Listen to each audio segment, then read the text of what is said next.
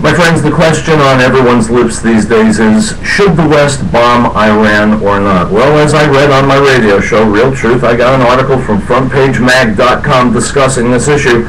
Let me share just a little bit of it with you. What happens if one does not bomb Iran?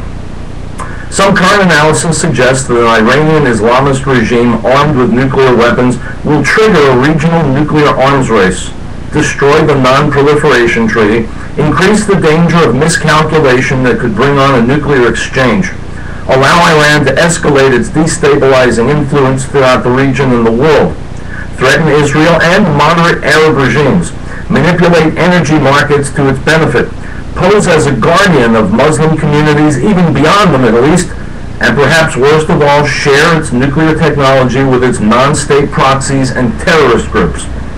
Thus empowered, Iran just might be able to throw its nuclear weight behind the current Syrian regime, radicalize the Muslim world against the West, ignite Hezbollah on the Lebanese border, reinvigorate a flagging Hamas, endanger U.S. troops in Iraq, provide a measure of impunity for Muslim terror attacks, propel oil prices skyward, trigger regional wars anywhere at once, close the Straits of Hormuz with impunity, and cause stock markets worldwide to plummet.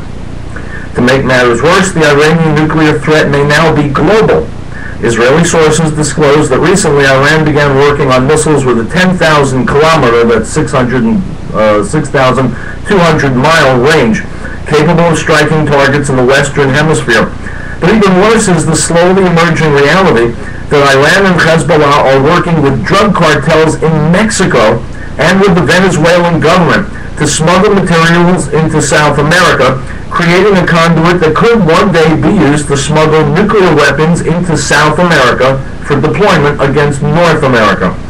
An Iranian nuclear attack on North America via long-range missiles or from bases in South America could involve the detonation of a nuclear device high in the atmosphere to send a massive electromagnetic pulse that would paralyze virtually all U.S.-based electronic defense systems, destroying America's electrical grid and shutting down everything from cars to computers to airplanes and refrigerators.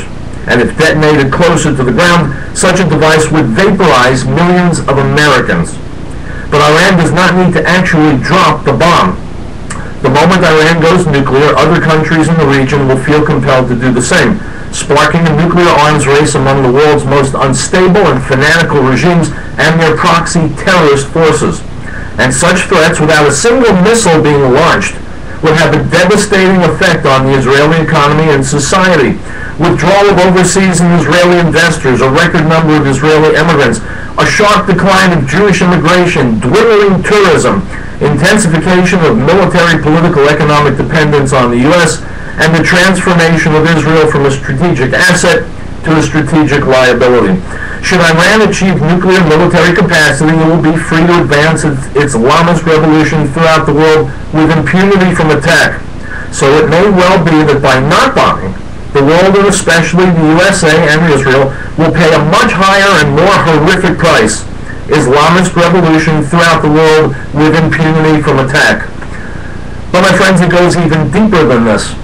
The government of Iran, on behalf of its people, has threatened God's chosen people, and in so doing desecrated the name of God himself. This can never go unpunished. For proof, I invite you to ask the Babylonians, or the Assyrians, or the pharaohs of Egypt, or the Philistines, or the Ammonites, or the Amorites, or the Canaanites, or the Hittites, or the Jebusites, or the Gershonites, or the Amorites, or the Hivites, or the Medes, or the Romans, or the Spaniards, or the Ottoman Empire, or the Third Reich, or the Soviet Union. In working toward and indeed delighting in the very idea of bringing about a nuclear holocaust against the Jewish people, Iran has signed its own death warrant. My name is Riell. I'm Yisrael Chai.